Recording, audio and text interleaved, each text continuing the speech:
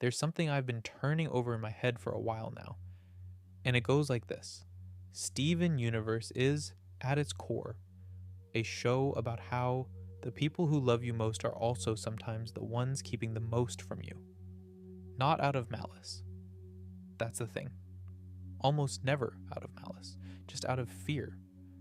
Out of the particular kind of fear that says, if I tell you the truth, you'll look at me differently. You'll stop trusting me. You'll understand what I actually am, and that understanding will cost me something I'm not ready to lose. So instead, you say less, or you say something that's technically true but structurally incomplete. Or you answer a different question than the one being asked, and you tell yourself you'll explain properly later. When the time is right, when the dust has settled, when you've worked out exactly how to say it, and the time is never right, and the dust never quite settles. Steven Universe ran on Cartoon Network from 2013 to 2020, including the epilogue series Steven Universe Future, and it was created by Rebecca Sugar, who was the first solo woman to create an original series for Cartoon Network. The show follows Steven Universe, yes, that's actually his last name, a half-human, half-gem boy who lives in a beach house in a town called Beach City, with 3 magical alien beings called the Crystal Gems, Garnet, Amethyst, and Pearl. His mother was Rose Quartz, the founder and former leader of the Crystal Gems, who gave up her physical form to give birth to him. Which is, if you think about it, an extraordinary amount of backstory to hand a child before he's even old enough to do his own laundry. The show starts out deceptively simple. Magical adventures, Monster of the Week format, Steven slowly learning what his gem abilities can do. Beach City being charming and warm and full of minor characters who feel like they have lives outside the camera's view. A boardwalk, a donut shop, a man called Greg who lives in his van and is Steven's dad. It's cozy in the way that good animated shows know how to be. But underneath all of that, from the very first episode, the show is building something else. Slowly, patiently, carefully, it's constructing a mystery. And the mystery isn't about alien technology or which gem type came from which kindergarten, though those things are part of it. The mystery is about who Rose Quartz really was, and the longer the show runs, the more it becomes clear that the answer to that question is going to reframe everything. Every kindness, every sacrifice, every relationship, every lie. That's what we're going to talk about tonight. Every cover-up in Steven Universe, or as many of them as we can get to comfortably. And we'll be going roughly in the order the show reveals them, because there's a kind of logic to that. The small deceptions first, the ones that establish how this universe operates, and then the larger ones, and then the very largest one, which sits underneath nearly everything and takes the show 5 seasons to fully excavate. A few things before we begin. If you've never watched Steven Universe, that's completely fine. I'll give you enough context along the way that nothing will feel disconnected.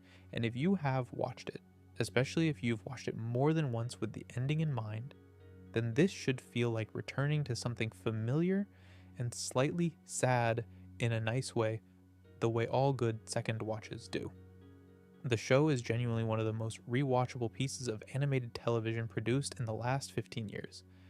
And the reason for that is specifically this. The secrets it keeps in season 1 aren't kept by accident. They're placed. They're constructed. Every time Pearl goes quiet at the mention of a particular name, every time Garnet deflects a direct question about the war, every time the show cuts away just before something is fully explained, all of that is deliberate. The writers knew where they were going. They knew what the answer was. And they trusted the audience enough to leave the question hanging for 4 years. There's something in that approach that I find genuinely admirable. It's a very particular kind of trust, the kind that says, you don't need to be told everything right now. The story will still be there when you're ready. And by the time the truth comes out, you'll feel it more because of how long you've been carrying the question. Right. Also, if you're new here and you want more of this, long-form breakdowns, show analysis, the kind of video you put on when you've had a long day and you want someone to do the thinking for a bit, subscribing does genuinely help. That's the end of that pitch. Now, let's start at the beginning. One thing worth knowing about the crystal gems as a group, before we go through what each of them is hiding, is that they've been together for several thousand years. Garnet, Pearl, and Amethyst have been living in that beach house, or a version of it, protecting the Earth from stray gem technology and corrupted monsters, since before most of recorded human history. They have a routine. They have habits. They have a particular way of not talking about certain things. And that, honestly, is where the show begins. Not with a dramatic secret. Just with 3 ancient beings and a 13-year-old boy, and the gentle, persistent presence of everything that isn't being said. There are also the diamonds, who I should mention here because they become important, though we don't meet them properly until much later. Yellow diamond, blue diamond, white diamond. The ruling authority of the gem homeworld. The 3 beings who essentially control the entire gem civilization. They, too, are keeping things. Enormous things. Millennia-spanning things. But all of that can wait. Pearl, I think, is worth naming now as the character the show most consistently threads its deception themes through.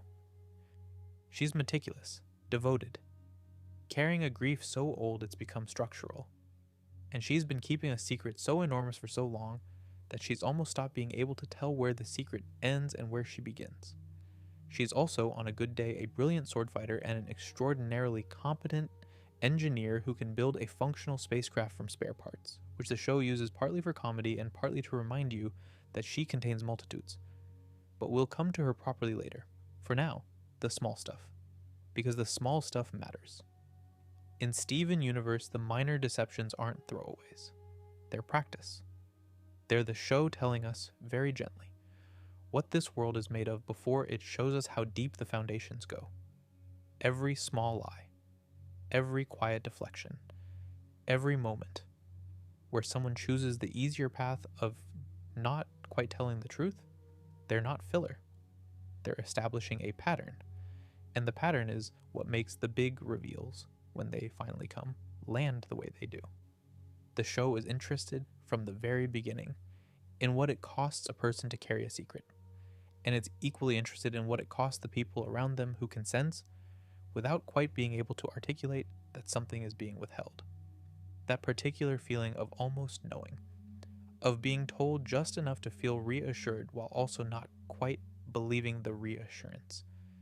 It's a very specific texture of experience, and the show renders it with surprising accuracy for a Cartoon Network program ostensibly aimed at children. That accuracy, I think, is a large part of why it stays with you, right? Let's go. The first deception in Steven Universe isn't dramatic. It's almost embarrassingly small, which is exactly the point. In an early Season 1 episode called Secret Team, Pearl is doing maintenance on the bubbled gem shards the crystal gems store in the burning room, a cavernous space inside the temple where they keep dangerous or unstable gem fragments safely contained. They accidentally pop one during their struggle over it in Secret Team. The shard escapes. It grows limbs and starts causing trouble, and Pearl's instinct, in that moment, isn't to tell Garnet. Her instinct is to find Steven and Amethyst, recruit them into an emergency cleanup operation, and absolutely not let Garnet find out. What makes this funny, and also fairly telling, is that Pearl and Amethyst don't get along at this stage of the show. They're oil and water, chalk and cheese. Pearl finds Amethyst messy and impulsive. Amethyst finds Pearl uptight and fussy. There's a low-level friction between them that runs through most of Season 1. And yet the moment they share a common threat, specifically the prospect of Garnet finding out they broke something, they form an immediate, efficient alliance of silence. The fear of one person's disappointment overrides everything else. The episode plays it for laughs, and it is genuinely funny. But the detail worth sitting with is Steven's reaction when the secret inevitably comes out. He feels terrible. He'd been so pleased to be included in something, so caught up in the adventure of fixing the mistake, that he hadn't really thought about what they were actually doing until the moment of reckoning arrived. And when it does, what he feels is embarrassment, not at having been caught, but at having decided the secret was worth keeping. This is, it turns out, a feeling the show will return to with Stephen again and again. He is instinctively honest in the way that genuinely good-natured people usually are. He finds deception uncomfortable in a visceral way, and the show tracks very carefully across its run the moments when circumstances push him toward it anyway. The next small deception worth talking about is from Season 2, the very first episode.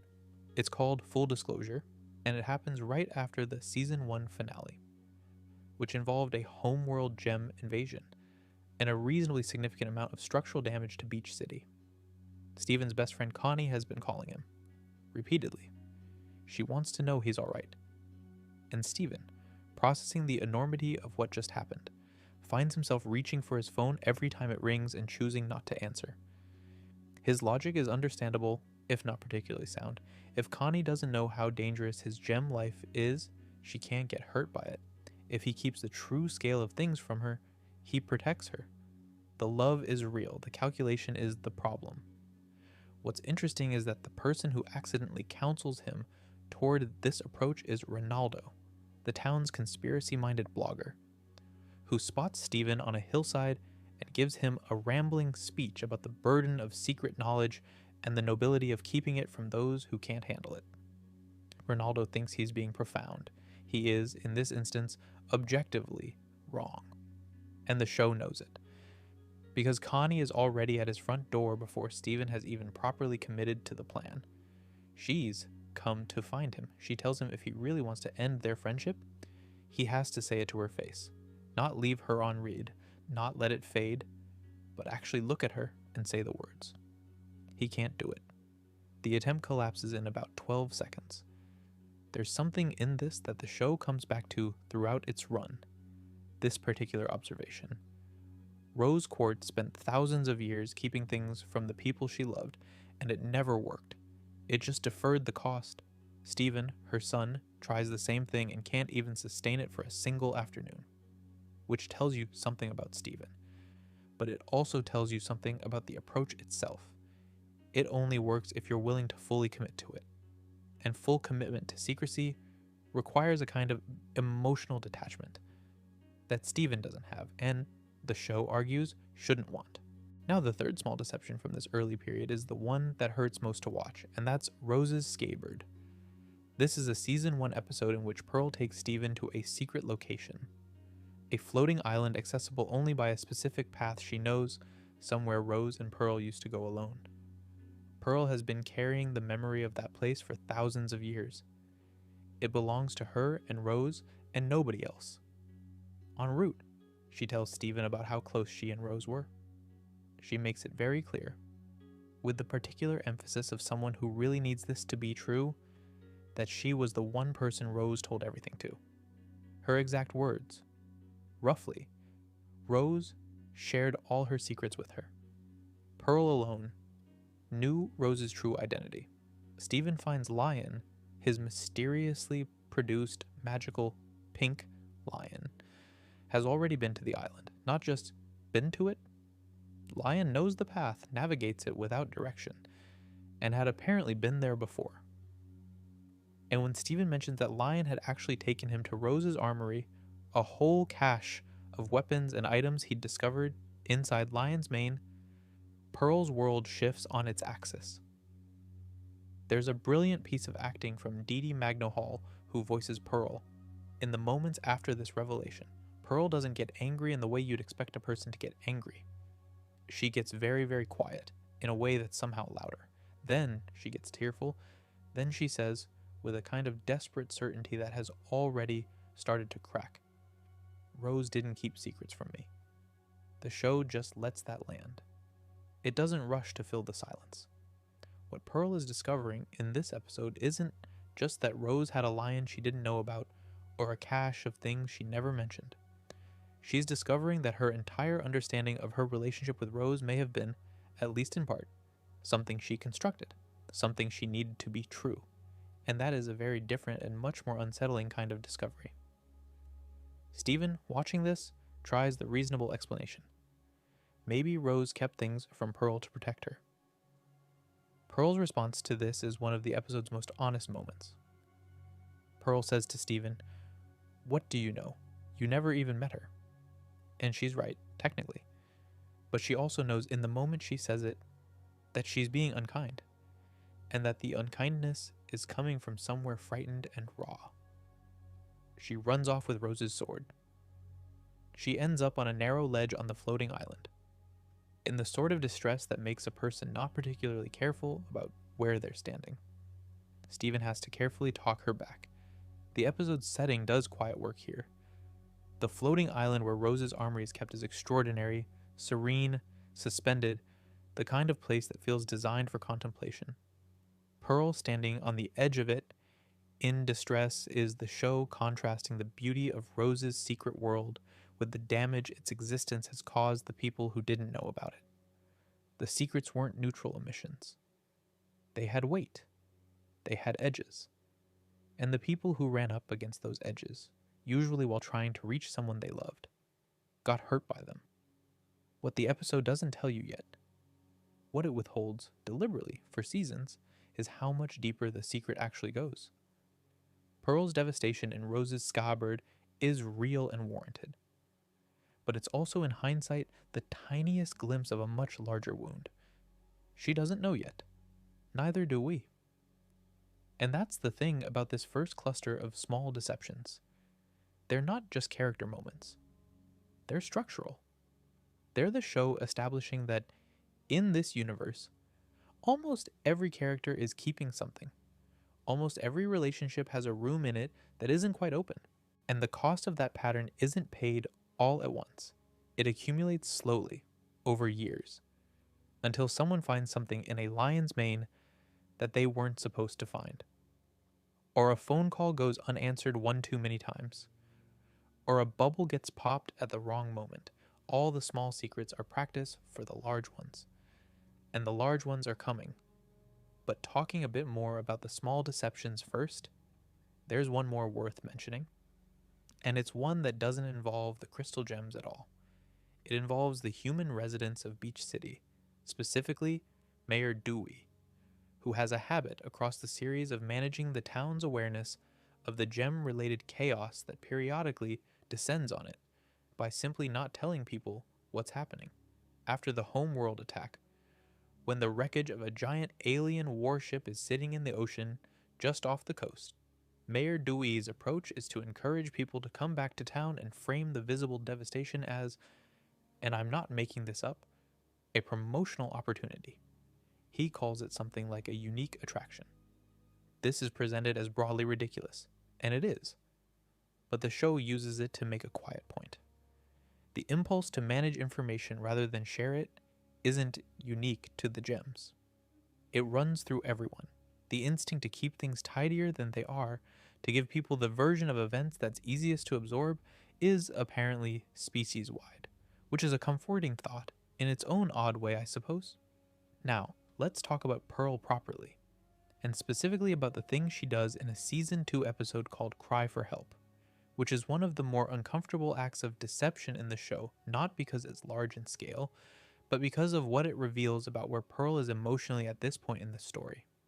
Understanding the episode means understanding sardonyx first. In Steven Universe, when two gems combine their physical forms and emotional energy, they create a fusion, a new being with a combined personality and appearance.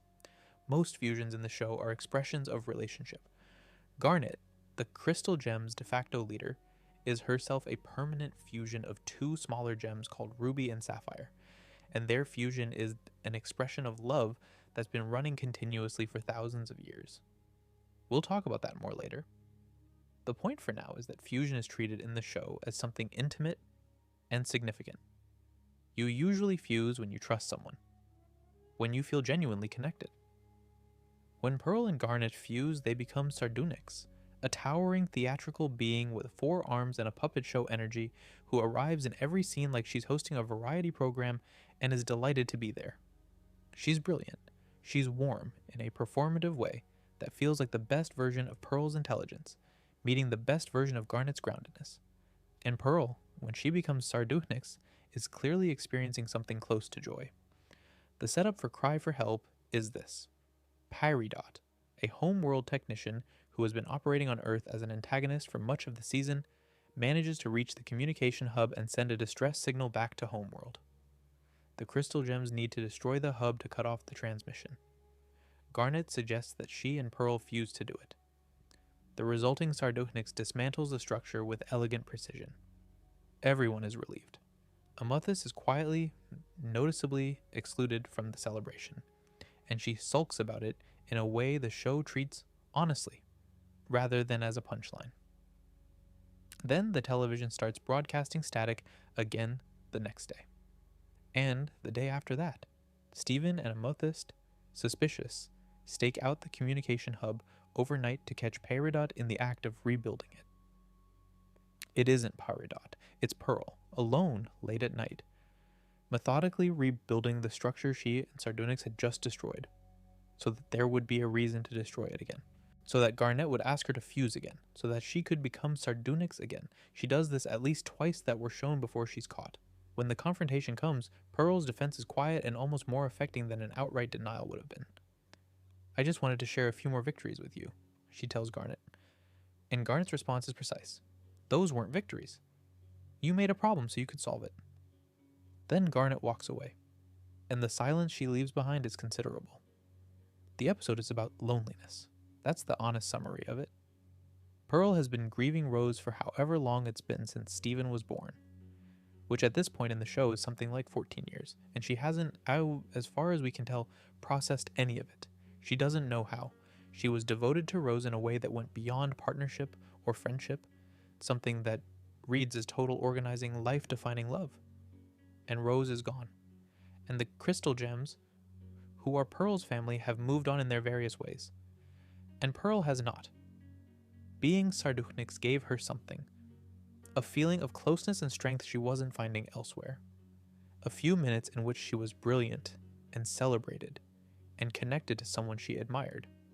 And when those minutes ended, she found the nearest available method of getting back there. Amuthis is the one who figures it out and the one who ultimately outs Pearl to Garnet. Her role in the episode is interesting because she and Pearl approach the same underlying feeling from completely different directions. Amuthis also misses fusing with Garnet.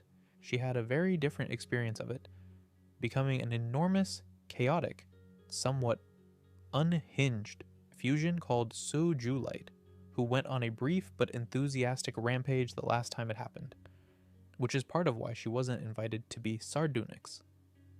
She understands exactly why Pearl did what she did. She just also knows it isn't right. Her song in this episode, Tower of Mistakes, is about her own experience of wanting something back that she knows she shouldn't have in that form. She sings it while watching Sardonyx dismantle the tower Pearl has secretly rebuilt, and the show frames it so you understand she's also singing it about Pearl. The parallel is precise. Two gems, both carrying something they haven't figured out how to put down, both making poor decisions in its service. There's a week of episodes after Cry for Help. Cartoon Network used to air multiple episodes in a sequence they called Stephen Bombs that deals with the aftermath. Garnet doesn't immediately forgive Pearl. The fallout runs through several episodes in a way that feels realistic and unhurried. Ruby and Sapphire process their feelings about the deception very differently from each other, which causes a temporary fracture in their relationship. We see them unfused, which is unusual and quietly alarming, and the show doesn't rush anyone to a resolution. In Keystone Motel, Ruby is volcanic about the betrayal. Hot, immediate, righteous anger. Sapphire is cold and distant, which Ruby finds almost harder to deal with, because at least anger is something you can respond to. The motel Stephen and Greg take them to as a neutral space becomes the setting for a quiet and slightly painful domestic argument between two very old loves who are temporarily not seeing things the same way. The episode is worth mentioning because it does something the show does consistently well. It shows you that the damage a deception causes doesn't stay contained to the person who committed it. Pearl's lie hurt Garnet, yes, but it also rippled out into Ruby and Sapphire's relationship because Garnet's ability to hold herself together is, in part, dependent on the trust of her components. When that trust is shaken, the whole structure becomes temporarily uncertain. The lie didn't end when Pearl confessed. It continued to move through the people around her. Now there's something that sits underneath Pearl's sardonyx deception that the show is careful not to over-explain, but that becomes clearer the more you know about Pearl's history. At this point in the series, we don't yet know everything about who Pearl was before the war, or what her relationship with Rose actually looked like in its fullest form, or what she was ordered to keep secret and for how long. But the obsessive devotion, the structural grief, the willingness to rebuild something twice in the dark, just to experience 5 minutes of connection, all of that is already there. The wound is visible even without the full map of how it was made. There's one more thing worth noting about Cry for Help, specifically, which is the character of Sardonyx herself. She's theatrical, yes, but the show designs her with care. She shows sleight of hand in her demonstrations, which makes thematic sense. Pearl has a holographic projector, and Garnet has future vision, and the combination produces someone who is very comfortable with illusion. Someone who makes things appear one way while something else is happening. That's either a personality coincidence or a deliberate choice by the writers. And in this show, very little is accidental. The deception Pearl commits in this arc is small by the standards of what's coming later, but it reveals something important. She is capable of sustained, deliberate, repeated lying to the people she loves most, and she does it not out of malice, but out of an aching need for something she can't access honestly. That capacity and that particular kind of need is going to matter a great deal once the show gets to the real story. But talking a bit about what comes after the Sardonyx arc, Garnet and Pearl do repair things. Gradually, cautiously. The show doesn't skip over the work of that repair the way a lot of stories do. They fuse again only when Pearl genuinely earns it back, and when it happens, it means something different than it did before. That detail, the show taking time to earn the recovery rather than just announcing it, is one of the things that makes the emotional writing here worth paying attention to. There's one more thing about Pearl that feeds into everything we'll discuss later, and it's worth raising here because it's present in these early episodes even without being explained. Pearl's relationship to honesty is shaped, in part, by who she was made to be. In Gem Society, a Pearl is a servant class. Pearls are designed to serve a specific gem, to be an extension of their owner's will, to exist in a support role. They don't, in Homeworld's framing, have independent purposes or independent selves. They are made to reflect and serve. Pearl rejected this framing through her relationship with Rose to the extent that she is now a fighter and a person and a being with her own complicated inner life that she expresses through ballet-adjacent swordsmanship and a passion for aircraft construction. But the structure of her deception and cry for help does rhyme with her origins in an uncomfortable way. She became willing to lie, repeatedly, in service of a closeness she needed. She shaped her behavior around someone else's presence rather than her own center. The wound from Homeworld's design is not visible all the time, but it's there. The show knows this, and it will come back to it. And now we get to one of my favorite examples of a Rose Quartz cover-up, which is the case of bismuth, because it illustrates something that the show is particularly good at: the lie you tell to avoid a conversation you're not ready to have, and how that lie accumulates weight the longer it goes unchallenged. Bismuth emerges from Lion's Mane in a Season 3 episode simply titled Bismuth. She tumbles out of the pink extra-dimensional space inside the lion with the kind of energy of someone who has been waiting for a very long time and is thrilled the wait is finally over. She's enormous, bigger than any of the crystal gems we've met so far, with a warm, broad face and an infectious enthusiasm for building things. She moves through the world like someone who takes up exactly the amount of space she should take up and has never apologized for it. Her specific role in the Crystal Gem Rebellion was as a weapons crafter. She built the tools that the gems used to fight Homeworld. She was good at it. She was, by every account including her own, deeply committed to the cause. And when Pearl sees her emerge from the lion, she runs toward her with a joy that's almost painful to watch, because we know what's coming and Pearl doesn't. The reunion is big and warm and full of the particular affection of people who fought side by side in something important and then lost each other. Bismuth and Pearl have clearly known each other for a long time. Bismuth is immediately wonderful with Stephen. She delights in him, in the strangeness of him, in what his existence represents. She forges him better weapons.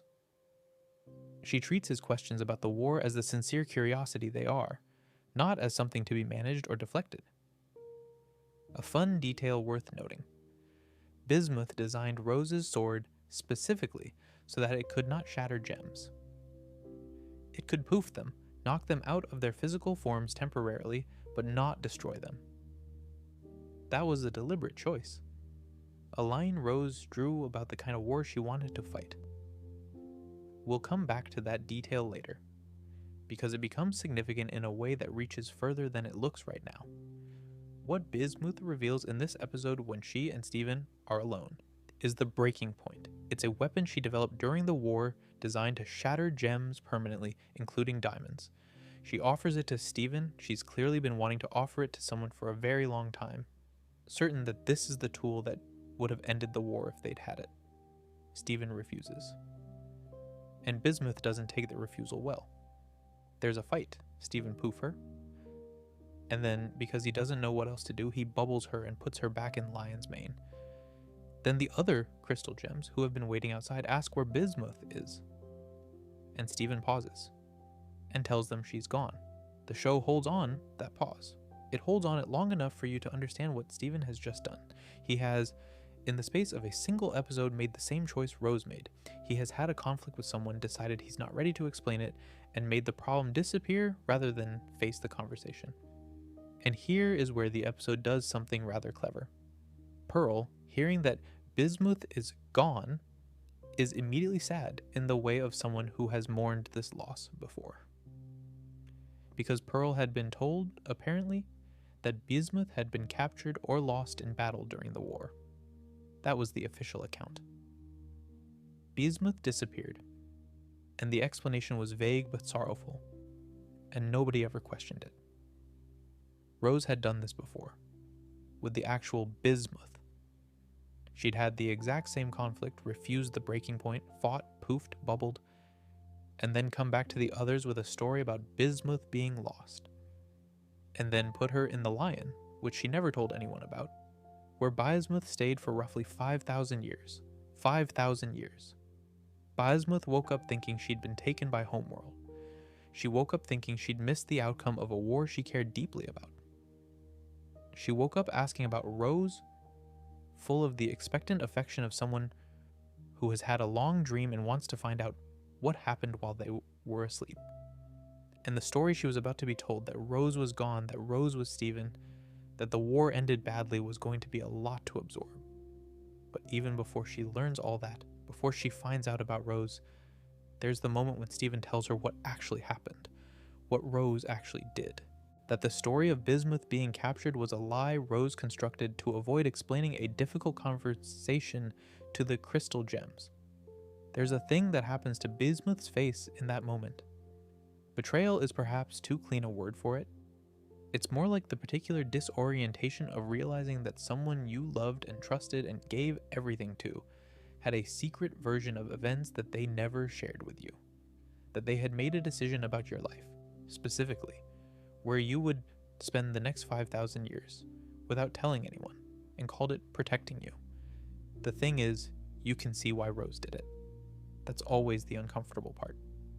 Bismuth built a weapon that could shatter diamonds, and Rose didn't want to shatter diamonds. She didn't want to fight that kind of war.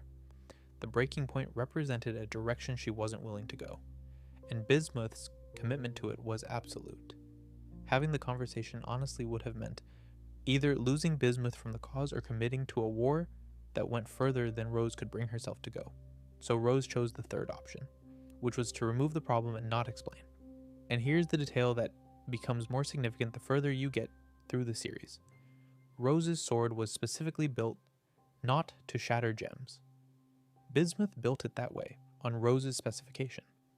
And at the time, everyone involved understood that as a statement about what kind of fighter Rose was, a gem who took enemies out of the fight without destroying them. But knowing what we know later about who Rose actually was and what she was actually trying to avoid, that design choice reads rather differently. She wasn't just a principled leader who opposed lethal force.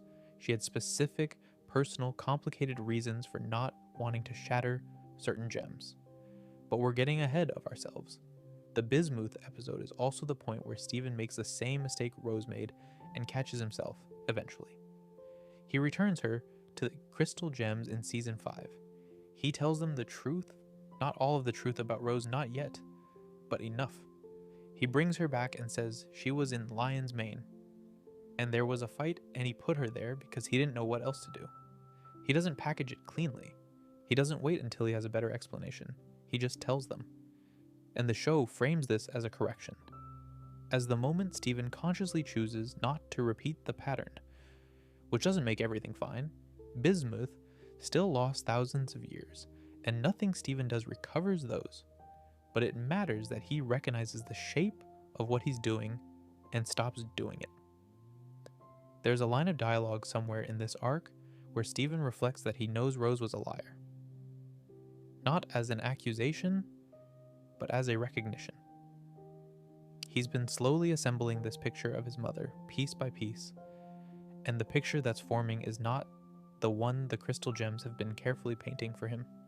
Rose kept things. That's just true. And the question the show keeps turning over isn't whether she was a good person or a bad person for it. The question is, what did the keeping cost? In Bismuth's case, it cost her 5,000 years. And bismuth is not the only one. Garnet's secret is different from the others in this show in one important way. It isn't a secret born of shame or fear of consequences, not really. And it isn't a secret maintained out of grief or a need to protect herself. Garnet's true nature, that she is a permanent fusion of two smaller gems called ruby and sapphire, is something she keeps private because in the world she comes from, the existence of beings like her is considered an aberration, an abomination even, something to be shattered on sight. She keeps the secret because on Homeworld, the secret is the difference between safety and oblivion. The story of how Garnet came to be is told in a season 2 episode called The Answer, which is framed as a bedtime story that Garnet tells Stephen on his birthday. It's presented in a deliberately storybook visual style, with flattened shapes and soft colors and a slightly abstract quality that makes it feel like something remembered and treasured rather than something documented. The aesthetic choice does real work. It tells you before a word of dialogue that this story is something Garnet has carried carefully for a very long time. 5,750 years before the events of the show, the Earth was in the process of being colonized by Homeworld. Pink Diamond, who we'll come to in considerable depth later, had been given the planet as her first colony. But there was a small persistent rebellion in the way, led by Rose Quartz, and the colonization process was stalling. In response, a diplomatic team was sent from Homeworld. The team included Sapphire, a gem with the rare ability to see the future, whose role was to attend Blue Diamond's court and deliver a prophecy about how the rebellion's current attack would play out. Sapphire was Aristocracy, a rare class gem who served Blue Diamond, which in Homeworld's rigidly stratified society meant she occupied a position of considerable status. She had 3 bodyguard rubies assigned to protect her, identical small red soldiers, passionate and impulsive and devoted, each of them interchangeable from Homeworld's perspective.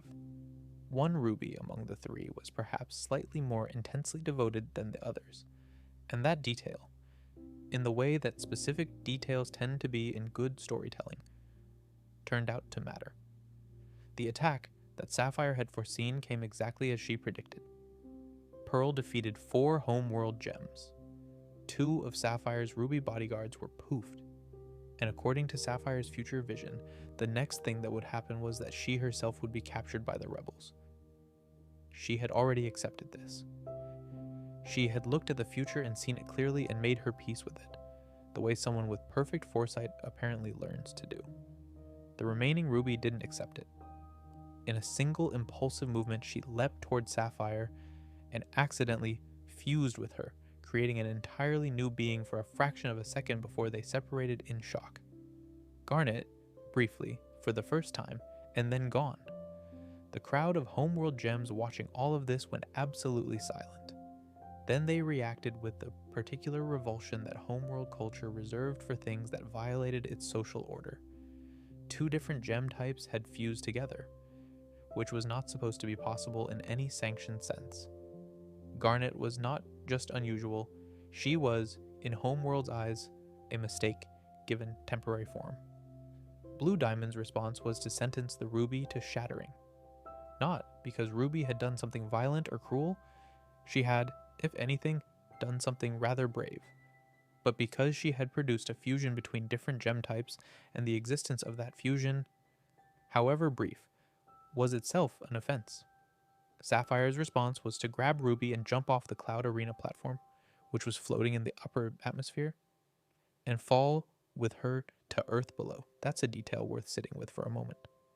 Sapphire, who has future vision, who had just watched her own predicted capture become irrelevant the moment Ruby changed the timeline, decided to sacrifice her own place in Homeworld's hierarchy to save a Ruby she had known for approximately 45 seconds. Not because she had romantic feelings for her yet, that develops later, on the ground, slowly and wonderfully, but because Ruby had just done something that nobody had done for Sapphire before, which was act without calculation for her benefit. And Sapphire apparently found that sufficiently extraordinary to be worth a great deal. They landed on Earth. They found shelter in a cave during a rainstorm. They had the particular, awkward, and fascinated conversation of 2 beings who have just realized they were briefly the same person, and are now trying to figure out what that means. Ruby's feelings are big and immediate, and she expresses them easily with the all-or-nothing sincerity that turns out to be her defining characteristic. Sapphire is quieter, more careful, someone who habitually sees things before they happen, and therefore has learned not to say too much too soon. There's a song they sing while exploring the Earth together, something entirely new, and the show gives it real space, lets it breathe, lets you understand that what's happening here is something that doesn't happen often and matters more than the word romantic quite captures. They're discovering something they don't have language for yet. The fusion they created wasn't an accident or a mistake. It was real, and it was them, and they both know it. They fuse again. Garnet reforms, and she's different from the first time, more settled, more recognizably herself, still uncertain and a bit unsteady but fundamentally whole in a way she wasn't at the Cloud Arena. Then she trips on the hillside and tumbles straight into Rose Quartz and Pearl, which is frankly a very Garnet way to make a first impression. Rose's reaction to Garnet is the other reason this story is important. When Garnet, afraid and uncertain, a being whose very existence had just been publicly condemned, offers to unfuse, to go back to being the 2 separate gems that Homeworld considers safe and acceptable, Rose stops her. Rose says, how Garnet feels is more interesting than Rose's feelings about it. Rose says, you're not a problem to be solved. And that welcome, that genuine accepting warmth directed at something Homeworld had called an abomination, is what brings Ruby and Sapphire into the Crystal Gem Rebellion. Not the cause, specifically, not the mission, but the fact that Rose looked at the thing that Homeworld told them was wrong and disgusting and chose instead to find it extraordinary. Garnet has been a permanent fusion ever since. The 2 of them chose to stay together. They chose it as something ongoing rather than occasional, which is its own remarkable commitment. Now, the thing Steven doesn't know for the entire first season is that Garnet is a fusion. He knows she's the leader. He knows she has something she calls future vision. He knows she's steady and warm and occasionally intimidating. He doesn't know that her steadiness is partly structural, that the calm she projects is the equilibrium of 2 people whose love for each other is so stable that it holds even under enormous pressure, that when she wears sunglasses, it's because she actually has 4 eyes underneath them. here's a detail about those sunglasses. They are doing a real job. Garnet's 4 eyes are a visual indication that she is someone different from what a single gem would be. She wears them not as fashion, though they are very good sunglasses, but to pass as a single entity in context where that matters. It's the smallest possible manifestation of the larger secret, and the show deploys it with the casual confidence of something that knows exactly what it's doing. The wider homeworld stigma around fusion is worth a brief moment, because it feeds into why Garnet's secret matters beyond the personal. On homeworld, gems only fuse with gems of the same type. The resulting fusion is used primarily in combat. Fusion between different gem types is considered aberrant, a violation of the natural order, an act of defiance against the logic that says each gem has a fixed role and should not exceed it. The metaphor is about as legible as a metaphor gets. The show knows this and doesn't apologize for it. What Homeworld finds most threatening about Garnet is not the power exactly, though the power is considerable, but the suggestion that two beings of fundamentally different purposes could choose to become something entirely new together. That the categories are not fixed. That love is not confined to its assigned channels. Garnet, by existing as a permanent fusion, is a constant, quiet refutation of Homeworld's entire social logic just by showing up. Which is why Pyridot, in her early episodes as a Homeworld loyalist, refers to Garnet with such consistent contempt. Perma-fusion, she says, as if this is obviously a bad thing. The word she's reaching for is impossible. And Garnet keeps being impossible, right in front of her. Until Pyridot has been on Earth long enough to decide the impossible thing is rather wonderful. Garnet had planned to tell Stephen on his birthday. She had it all arranged. Then, events in the Season 1 finale accelerated things, and the secret came out in a different, louder way during a prison escape aboard a Homeworld ship. He finds her split into Ruby and Sapphire and has to process it in real time in an extremely stressful situation, which is not the ideal context for a revelation. When they do eventually sit down together for the bedtime story, the thing she says about why she waited is gentle and worth holding onto.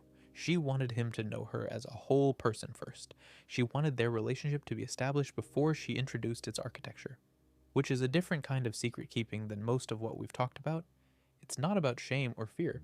It's about giving him enough time to love her before asking him to understand her. There's an episode in Season 2 called Keeping It Together that pulls Garnet's feelings about fusion in a much darker direction, and we'll talk about that in the next section. But for now, the important thing is that Garnet's secret, the thing she kept from Stephen for a full season, is also the thing that the show most clearly frames as something worth protecting. Not protecting through endless concealment, but protecting through the timing of disclosure. There's a difference. The show knows there's a difference. Most characters in Steven Universe keep secrets, because they're afraid of what the truth will cost them. Garnet kept hers because she wanted to give the truth the right conditions to land well. That's not a justification of all secret keeping. The show doesn't offer that, but it is a distinction, and it matters. Since we're on the topic of fusion, and since the show uses fusion as one of its most sustained metaphors, this is the right moment to talk about what Homeworld was doing with it while the Crystal Gems were fighting the war. Because it turns out they were running experiments, in secret, in the kindergarten. The kindergarten is worth a brief description if you're unfamiliar with it. It's a location in the Californian desert, a long valley of rock faces punctuated by perfectly circular exit holes, the places where gems emerged from the earth after being grown inside it. The kindergarten is where earth-made gems came from, essentially, and the process of creating them through that particular method drained life from the surrounding land.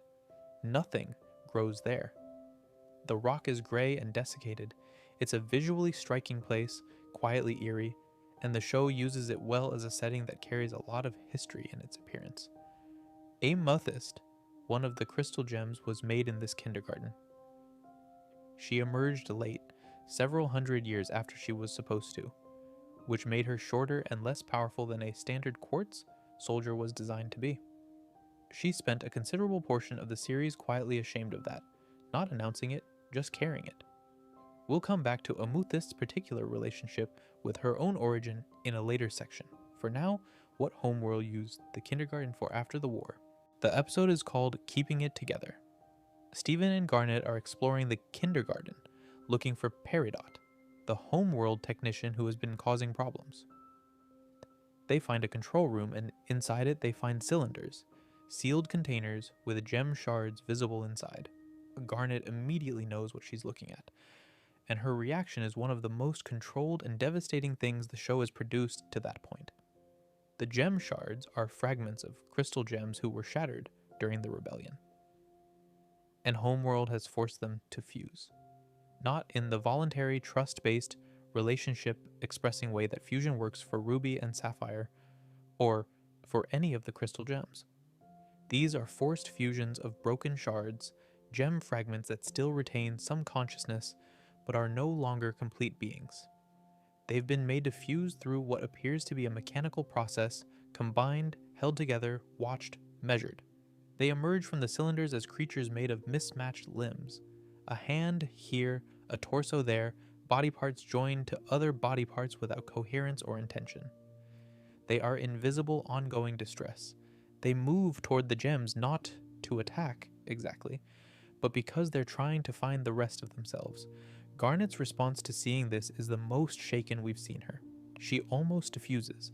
Ruby and Sapphire, the two beings who make up Garnet, come briefly to the surface as individual voices saying individual things. All the ones we couldn't find, they've been here the whole time.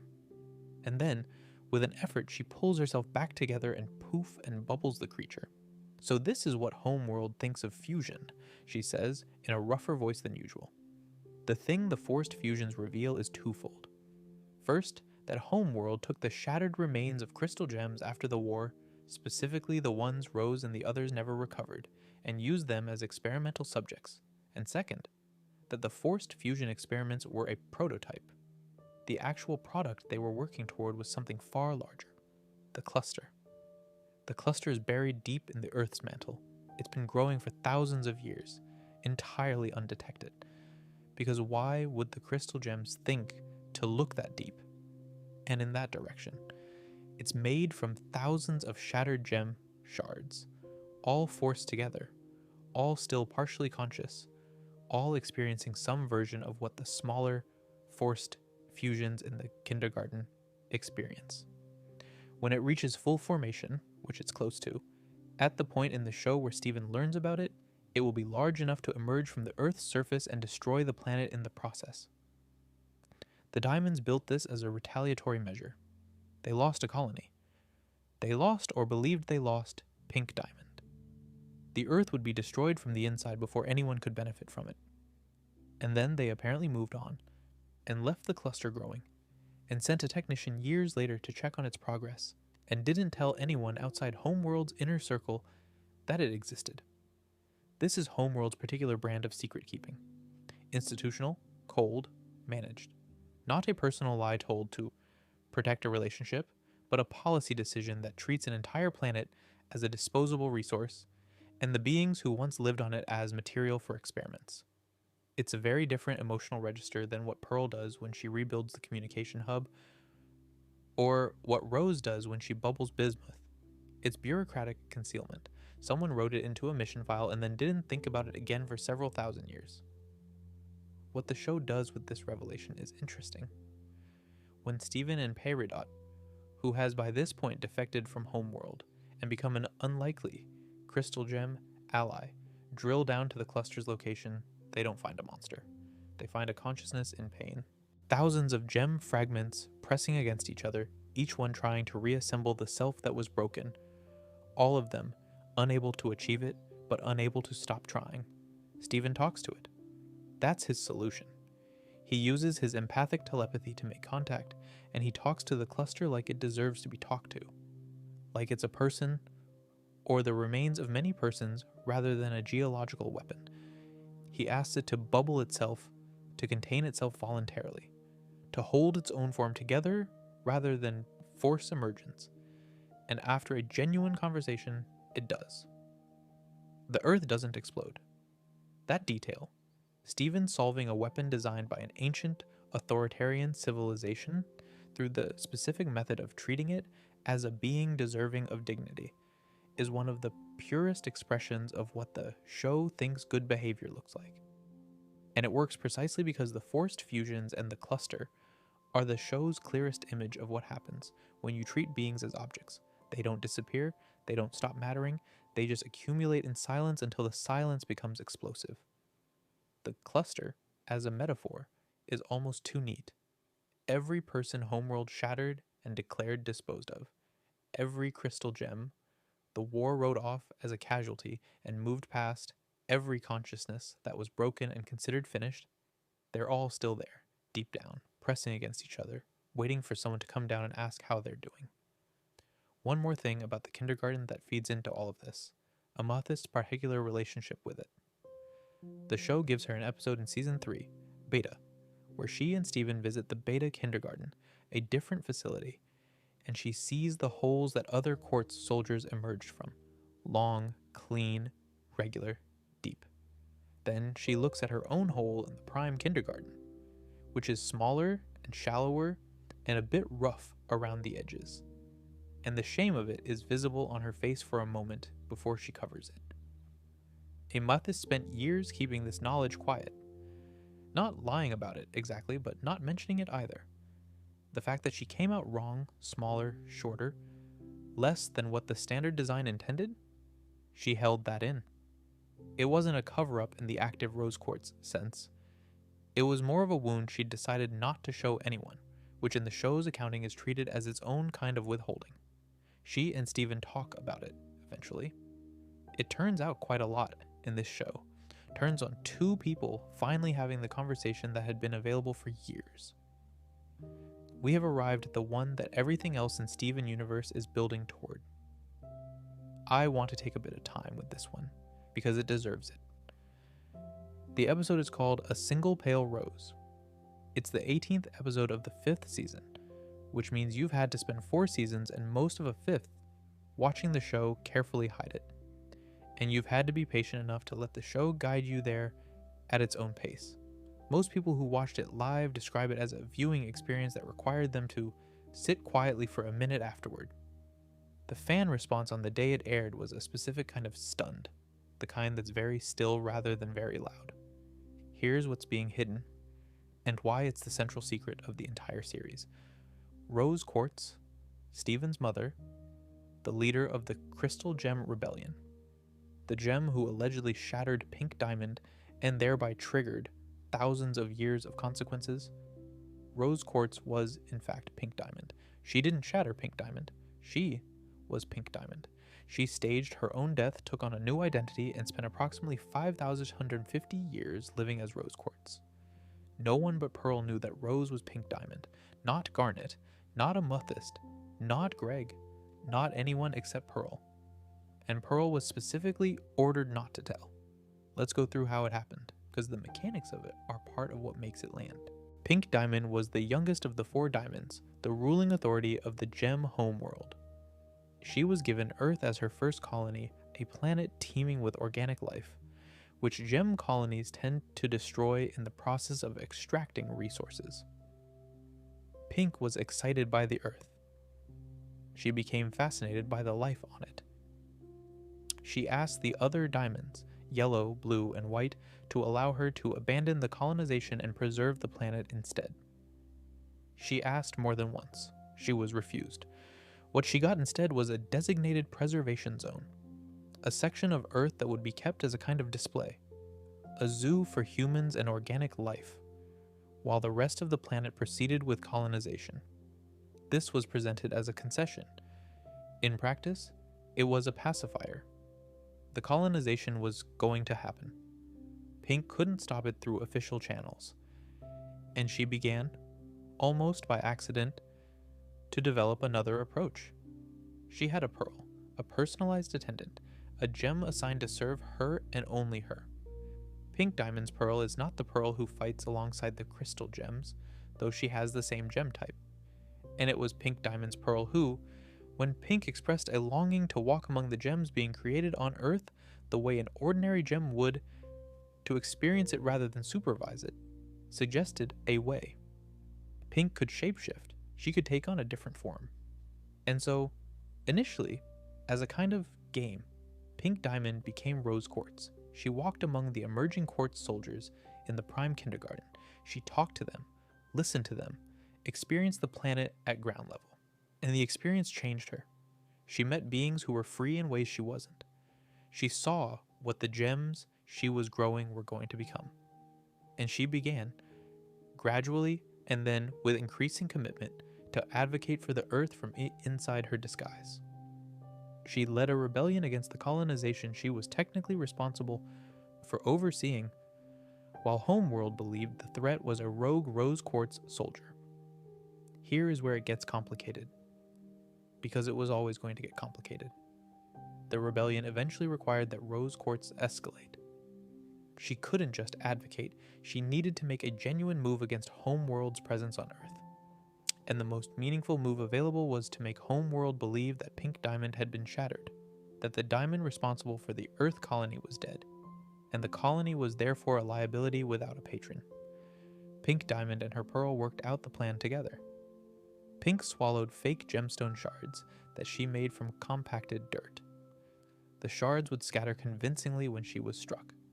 Pearl shapeshifted into the form of Rose Quartz, and, in front of an assembled crowd that included several gems who would later swear witness testimony to what they saw, ran Pink Diamond through with Rose's legendary sword. The sword, as Bismuth designed it, could not shatter gems. It could only poof them. Pink Diamond poofed, her physical form dissolved, and the fake shards fell to the ground. Pearl, still in Rose's form, quickly tucked Pink's real gem away. The crowd saw a shattering. The crowd reported a shattering. Pink Diamond, as far as the entire gem universe was concerned, was dead.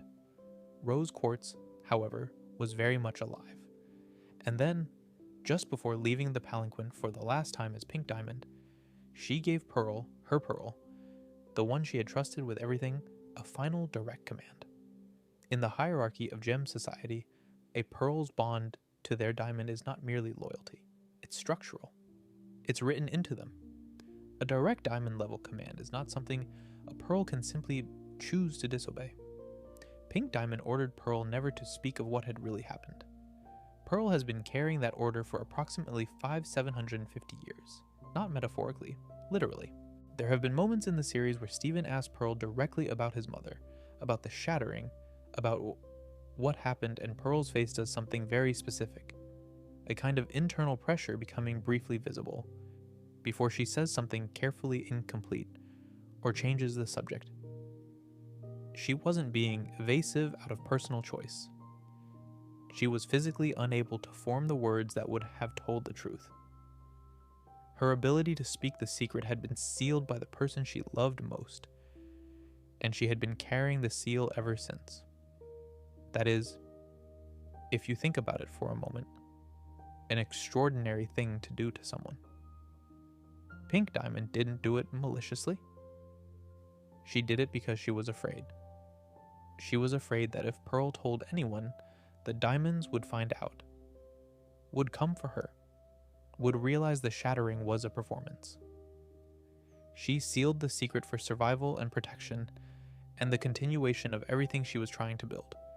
But what it meant in practice was that Pearl raised Steven with the knowledge of who his mother really was, watched him struggle with Rose's legacy, watched him try to understand himself and where he came from, and could not tell him the central fact. She could not say, "Your mother was a diamond." She could not say, "The war was more complicated than anyone told you."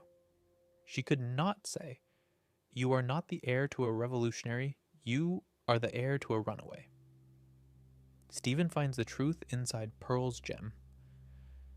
The show structures the reveal as a journey through Pearl's memories, layers within layers, nested boxes, each one requiring him to go deeper before he finds what he's looking for. The metaphor is about as transparent as a metaphor can get. but it earns it, because by the time Steven reaches the actual memory at the center of it all, the visual is unforgettable. Pearl standing still in a Pearl's servant dress, while Pink Diamond, in her true form, prepares for the last performance of her life. The intimacy of the moment, the weight of what they're both about to commit to. Pearl saying, one more time, there's got to be another way. And Pink Diamond saying, there isn't. What the reveal does to the show's existing architecture is difficult to overstate. Every Pearl silence, every deflection, every carefully managed answer about the war, all of it snaps into a completely different shape. The scene in Rose's scabbard, where Pearl insists she and Rose shared everything, is now, in hindsight, an episode about a person who had been kept in the dark by the very person she was certain kept nothing from her. The gap between what Pearl believed and what was true is devastating precisely because she invested so much of her identity in the closeness of that relationship. Garnet's response to learning the truth is the one that hits me most. She unfuses. Ruby and Sapphire separate. Sapphire, who has future vision, is furious in a specific way. She didn't see this. She looked at the future and she looked at the past and she didn't know. The person she followed, the cause she gave thousands of years to, the fundamental story it was built on, was a construction. And she didn't see it. Ruby's instinct, even in the shock, is to move toward Sapphire. Even while she's processing her own distress, she's trying to comfort Sapphire.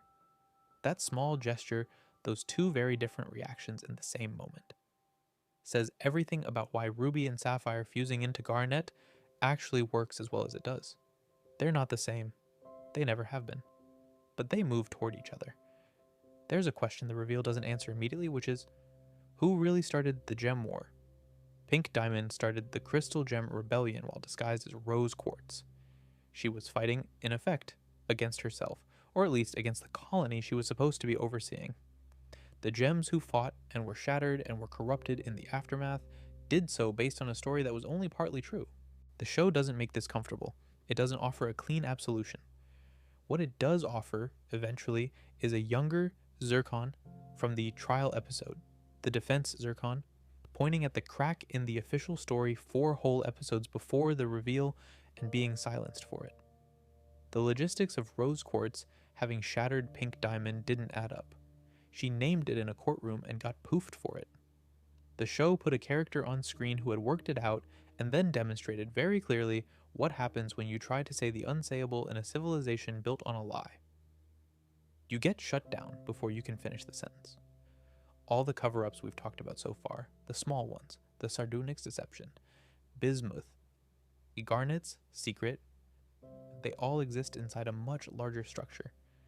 And the structure is the one Pink Diamond built when she put on a new name and asked Pearl to help her vanish. Now that we know who Rose Quartz was, it's worth going back over everything she hid, not just the central fact of her identity, but the entire infrastructure of concealment she constructed around herself across thousands of years. Because it's considerable, and because each part of it casts a slightly different light on who she was. There's Greg first, because Greg is the person in the show whose experience of Rose is the most purely human, and therefore probably the easiest to hold. Greg Universe is Steven's father. He's a former one-hit wonder musician who lives in his van near the boardwalk, runs a car wash, and is one of the most genuinely good-natured characters in the show's large cast. He met Rose when he was touring Beach City, and she attended one of his concerts. Their relationship began as something bright and giddy, and became, over years, genuinely loving in a way that was very real to both of them, even given the obvious structural complications of a human falling in love with an immortal, ancient alien. There's an episode called We Need to Talk that gives us one of the few extended glimpses we get of Rose and Greg's relationship before Steven, and the episode is worth pausing on. In it, Greg asks Rose to stop treating him like something precious and fragile. He wants to talk to her as an equal. He wants her to see him as a person, not a curiosity. She's been delighted by him, charmed by him, devoted to him in her way, but he notices that the version of herself she shows him is somewhat curated. He uses the word real. He wants her to be real with him. Her response is kind and honest in a limited way. She says something close to, she doesn't know how. She's been so many things for so long. Rose has been Rose Quartz, the rebel leader. Rose Quartz, the revolutionary. Rose Quartz, the protector of humanity. She's had to be those things so completely and for so long that she's not entirely sure what's underneath. And the tragic dimension of that exchange, which the show doesn't fully earn until much later, is that what's underneath Rose Quartz is Pink Diamond, a being who spent most of her existence performing a role she was told to play, and then spent the rest performing a role she'd chosen for herself. She had been a constructed identity for her entire existence. Greg was asking her to be real with him, and the most honest answer she could have given was one she was literally prohibited from giving. What Greg knew about Rose, that she was a crystal gem, that she'd led a rebellion against something called Homeworld, that the war had ended in some way that left most of her people gone. He knew she was immortal, or had been. He knew she was powerful. He knew she loved him. He knew she was complicated in ways he couldn't fully access. What he didn't know, essentially everything we've been discussing. The false shattering. All those thousands of years of living under a false name. The forced fusion experiments Homeworld ran on the war's casualties. The cluster growing in the Earth's core. He didn't know any of it. She'd decided he was better off not knowing. Or she hadn't worked out how to say it, or both. There's a conversation in We Need to Talk, a flashback episode showing Greg and Rose early in their relationship. That is one of the better illustrations of the specific texture of their communication. They've been spending time together, and Greg has started to suspect that Rose sees him as a novelty, a charming, temporary curiosity. He decides, with the specific courage of someone who knows they might not like the answer, to ask her directly. He asks if she's serious about him. He asks if this is real. Rose's response is unexpected. She becomes, for a moment, genuinely flustered. Not in a performative way, but in the way of someone who has been asked a question they don't know how to answer because they haven't asked it of themselves yet. She tells him she's never met anyone like him. She tells him she's been alive for thousands of years, and he makes her feel things she's never experienced. And Greg pushes a little further. Can you just talk to me for 1 second like a real person? Does she actually see him? She shapeshifts into a copy of him. His face, his hair, his clothes. It's a deeply strange thing to do in response to the question, and the scene uses it as a genuine moment of insight. Rose has been performing being Rose for so long that when asked to be genuine, her instinct is to mirror, to reflect what's in front of her rather than present what's inside. She doesn't mean to deflect. She genuinely doesn't know what the alternative would look like. Greg, to his credit, names what he needs. He wants her real. Whatever that is. He can handle the real. And Rose slowly starts to let him in. Not all the way. Not to the thing she couldn't say anyway. But a bit more than she had allowed before. The relationship that develops from there is, in its own strange way, genuine. Two people finding a form of real intimacy around the significant obstacle of everything she couldn't tell him. There's a video Rose left for Stephen inside Lion's Mane. A recording she made, knowing she would cease to exist when he was born. It's warm. It's loving. She tells him she loved Greg and she loves Stephen and she hopes he loves being a person because it's wonderful. She gives him basically nothing concrete about who she was or what she'd done or what he was walking into. Stephen watches it as a young teenager looking for connection to his mother and gets a feeling without a map. Lion is the other large thing worth mentioning here. The lion is pink, magical, has a pocket dimension in his mane, and no one knew about him except Rose. Not Pearl, not Garnet, not Amethyst. Nobody. Pearl's discovery of Lion's connection to Rose and Rose's scabbard, and what it meant for her understanding of Rose, we've already talked about.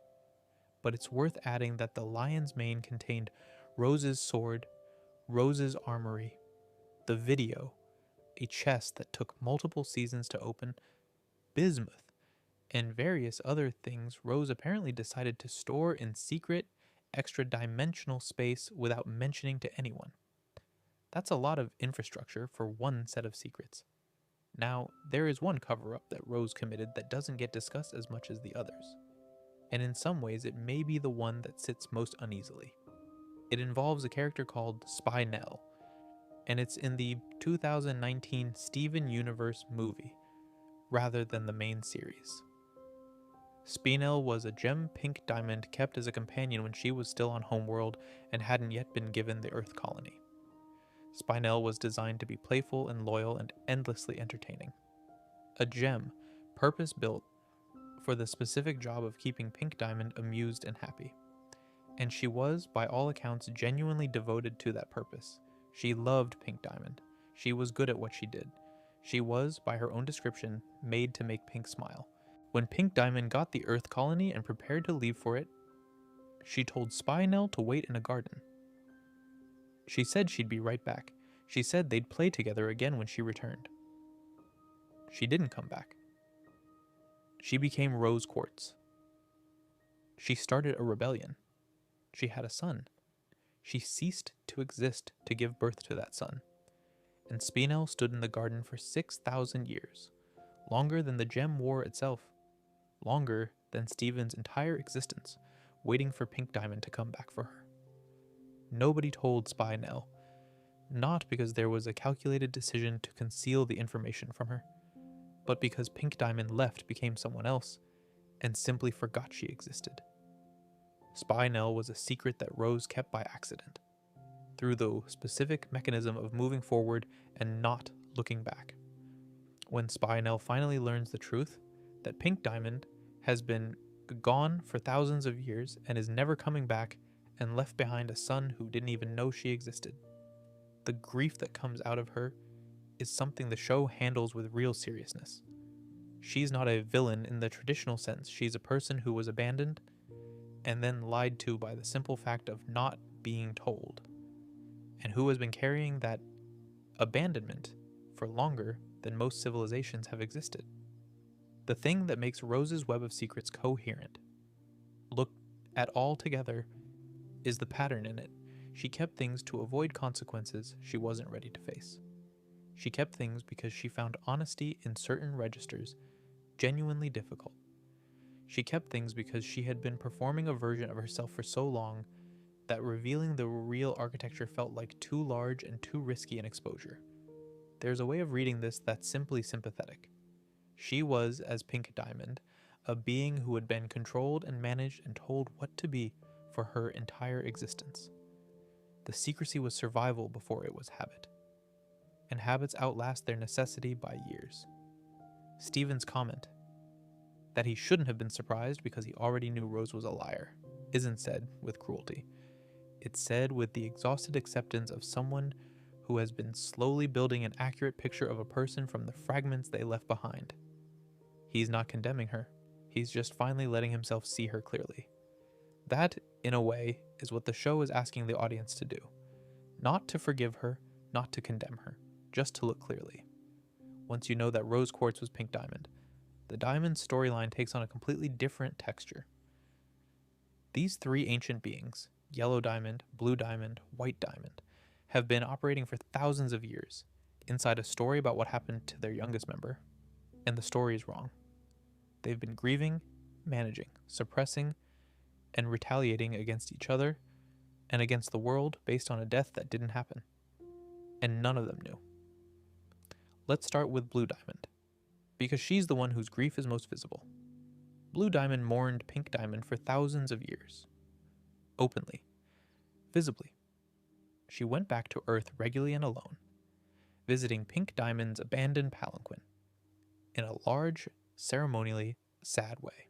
She preserved Pink Diamond's human zoo, a facility in space where humans have been kept in a kind of protected environment since the war, as a memorial gesture to Pink's fondness for organic life. She bubbled all the rose quartz gems in the zoo rather than shatter them, as Yellow wanted, because destroying them felt to her like destroying the last things Pink had made. She kidnaps Greg at one point. This is not a small thing to do, but the show's attitude toward it is that Blue was acting from grief rather than malice. She abducted him to the human zoo because he was someone who could understand loss, and she wanted one more human preserved there in Pink's memory before the Earth was destroyed.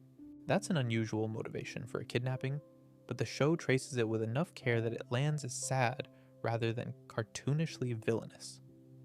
There's a scene, Steven's Dream, Season 4, where Steven encounters Blue Diamond at Pink's abandoned palanquin, and they speak without her knowing who he is.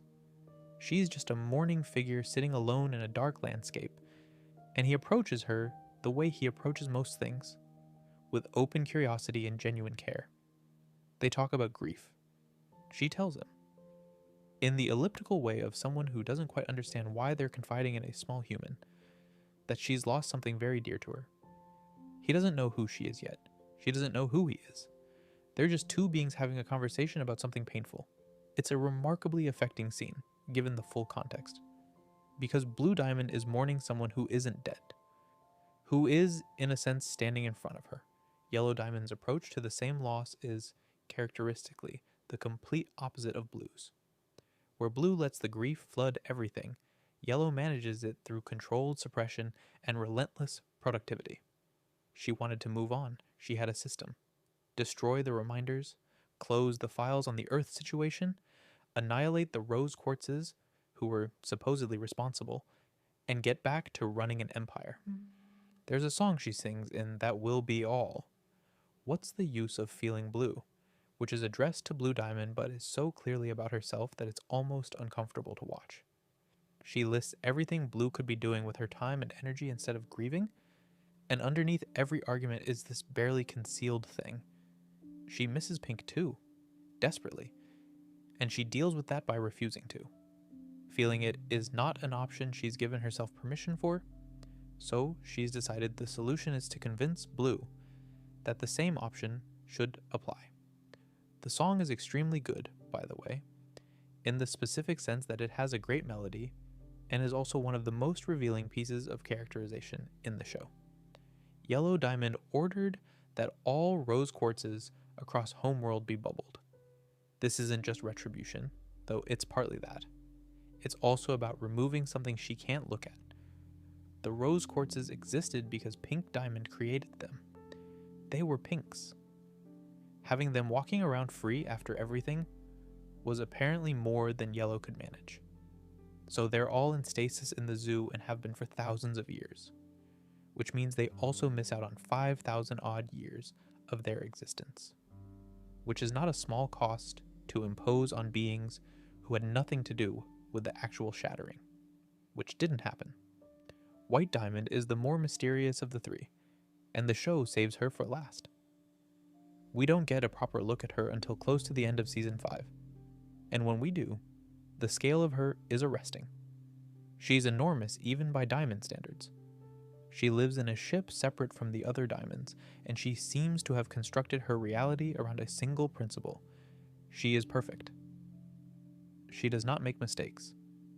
Everything that happens is, on some level, an extension of her will or a correctable deviation from it.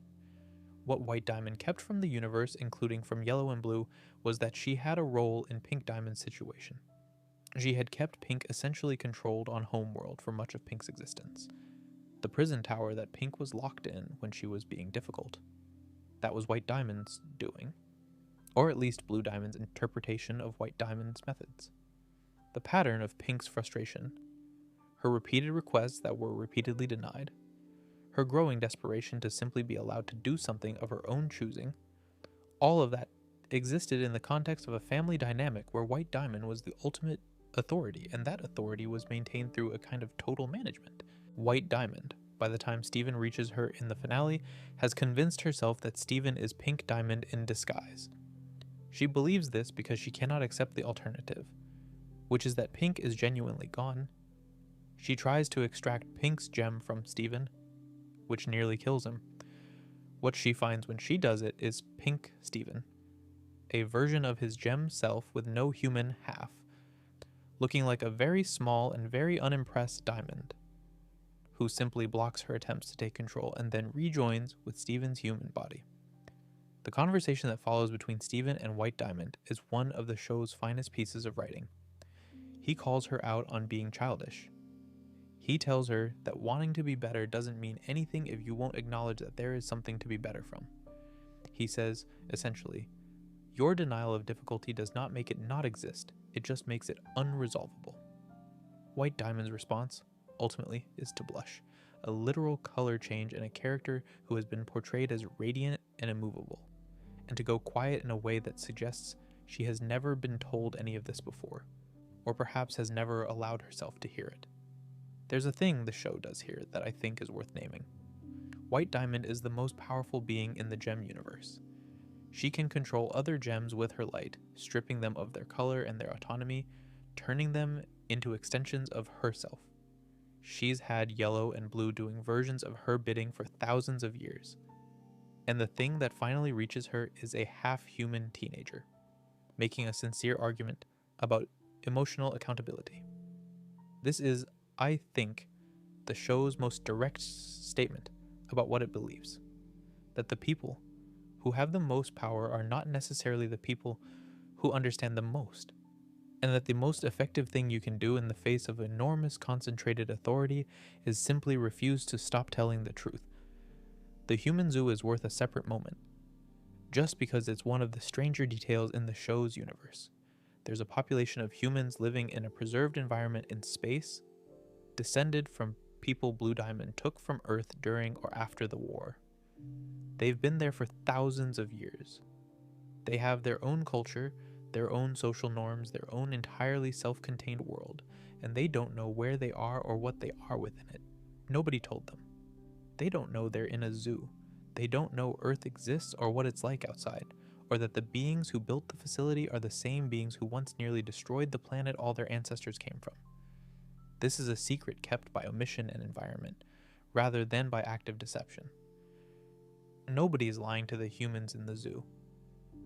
They simply weren't given the information that would contextualize their situation, which is, depending on how generously you read it, either a form of protection or a very soft kind of captivity. The show doesn't resolve this neatly, which feels right. There's an episode toward the beginning of Season 5 called The Trial, and it's worth discussing not because of what it resolves, but because of what it notices. The setup. Steven has ended up on Homeworld, and he's going to be tried for the alleged crime of Rose Quartz, the shattering of Pink Diamond. He goes in presenting himself as Rose Quartz because he doesn't know yet that he's wrong about what that means. Blue Diamond is presiding, Yellow Diamond is present. The court is formal and ancient and not particularly interested in fairness as a value. Steven is given a defense zircon, a small green gem, who has been assigned his case with what appears to be very little preparation time. The prosecution zircon is confident and smug in the way of someone who considers the outcome a foregone conclusion. Technically, Steven has admitted to being Rose Quartz. Technically, everyone agrees that Rose Quartz shattered Pink Diamond. The verdict should be straightforward, except that defense zircon, in the process of doing her job, starts actually looking at the evidence. She points out that Pink Diamond was shattered during a ceremony, that Pink was surrounded at the time by her entire entourage. Agates, sapphires, quartz soldiers, her personal pearl. That Rose Quartz would have had to somehow pass through all of them to get close enough to shatter Pink, and that Rose Quartz, as a common quartz soldier, would have had no plausible reason to be anywhere near Pink Diamond's retinue. Then she says the quiet part. The only gems who could have gotten close enough to Pink Diamond without raising alarms were gems who were always around her, gems in her circle of trust. And if the official story doesn't account for how Rose managed that access, the only explanation that fits the available facts is that someone within Pink Diamond's circle was involved. She doesn't say one of the diamonds. She doesn't quite get there before she's poofed. But she gets close enough, and the show uses this moment to do something quite clever. It demonstrates that the truth is visible, given enough scrutiny, even to someone who has no access to the specific facts. Defense Zircon doesn't know what actually happened. She's working from the official story and noticing that it doesn't cohere. The logical pressure alone gets her to approximately the right territory. The response to this, immediate silencing. The trial collapsing into chaos, everyone dispersing without a resolution, is the show's honest account of what powerful institutions do. When someone in the procedural apparatus starts to surface an inconvenient truth, they don't refute it, they don't answer it, they make it stop. There's something almost quietly funny about the fact that Defense Zircon, a minor character with maybe 10 minutes of screen time across 2 episodes, is functionally the character who came closest to independently solving the central mystery of the show before the actual reveal. She wasn't supposed to. She was assigned a case she was clearly expected to lose. She just took it seriously. The trial episode also gives us something else interesting, which is Yellow Diamond's behavior in the courtroom. She keeps pushing for an immediate verdict. She wants the whole thing concluded as quickly as possible. She's visibly uncomfortable with the proceedings, which strikes even Steven as odd, given that this is supposed to be a straightforward case against someone who confessed. In hindsight, Yellow Diamond's discomfort makes complete sense. She's sitting in a courtroom where every moment of scrutiny applied to the shattering of Pink Diamond is a moment of scrutiny pointed at a story she knows, on some level, should not hold up. The fastest path to safety is not to examine it. Get the verdict, move on, close the file, which is exactly the approach she takes to most painful things.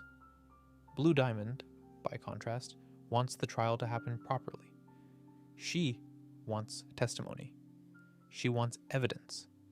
She has been mourning Pink Diamond for thousands of years, and some part of her, the part the show is careful to keep visible, has questions. She doesn't quite know what the questions are, but she's been sitting with the grief and the history for long enough that the official story has never quite satisfied her, even if she couldn't have articulated why. This is one of the neater pieces of characterization in the Season 5 arc. Yellow Diamond's strategy for dealing with a grief she hasn't processed is to cover it and move quickly. Blue Diamond's strategy is to stay with it, preserve things connected to it, keep the wound accessible. Neither approach has produced actual clarity about what happened, but Blue's willingness to linger makes her marginally more ready to receive the truth when it finally arrives, because she's been in proximity to the questions even if she hasn't answered them. This is one of the neater pieces of characterization in the Season 5 arc. Yellow Diamond's strategy for dealing with a grief she hasn't processed is to cover it and move quickly. Blue Diamond's strategy is to stay with it, preserve things connected to it, keep the wound accessible. Neither approach has produced actual clarity about what happened, but Blue's willingness to linger makes her marginally more ready to receive the truth when it finally arrives, because she's been in proximity to the questions even if she hasn't answered them. What I find interesting about the trial episode, looking at it as part of the larger pattern of the show, is how it mirrors the smaller deceptions we talked about in Section 1. Pearl, in Season 1, tells Steven about how close she and Rose were and fails to mention the things she doesn't know. Defense Zircon, in Season 5, presents the official story in court and discovers mid-argument that it has a structural flaw. In both cases, someone who believes they're working from a complete picture finds a gap in it. In both cases, the gap points toward the same central concealment. There's a third echo worth noting. Mayor Dewey's management of Beach City's awareness of gem events. His instinct every time something alarming happens is to reframe it for the town in terms that are less alarming. Not to investigate, not to understand, but to package it. The trial episode is the gem universe doing the same thing at scale. The shattering of Pink Diamond has been packaged into an official account and distributed. Nobody has been encouraged to investigate. The court's purpose isn't to find truth exactly. It's to issue a verdict and close the file. Defense Zircon made the mistake of taking the truth-finding part seriously. The lie Pink Diamond built was thorough. It survived several thousand years of history and multiple civilizations. But it had the same vulnerability that every large lie has. It was maintained by the people around it, choosing not to look too carefully. The moment someone looked carefully and looked for longer than was comfortable, the edges started to show. There is one more large thing that the diamonds kept secret, and it's perhaps the largest in terms of sheer scale and consequence. It's what happened at the end of the Gem War. When Rose Quartz and the crystal gems succeeded in driving Homeworld off the Earth, or appeared to succeed, given that the shattering of Pink Diamond was staged and the retreat was therefore rather complicated in its true motivations, the diamonds did not simply leave and accept the loss. They retaliated, all three of them together, and apparently in a moment of grief-driven reaction, rather than calculated strategy, unleashed something. The fandom refers to it as the corrupting light.